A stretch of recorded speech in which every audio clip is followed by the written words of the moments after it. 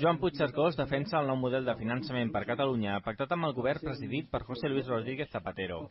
El president d'Esquerra Republicana de Catalunya ha repassat tot el procés de negociació en una conferència celebrada a la Sala Fòrum del Diari de Terrassa. Puigcercós qualifica com a bo l'acord quinquennal assolit després d'unes negociacions difícils i treballades, especialment si es té en compte la situació de crisi actual, segons ell un pretext ideal per al govern per no portar a Catalunya allò que és just.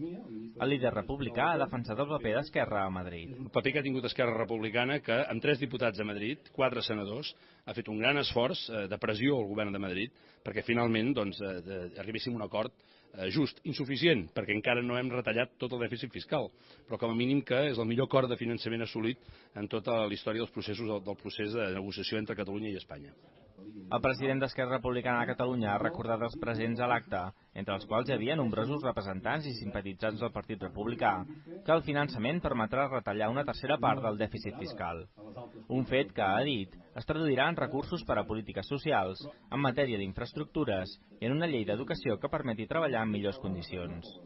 El referèndum celebrat a Arenys de Munt també ha estat valorat pel polític.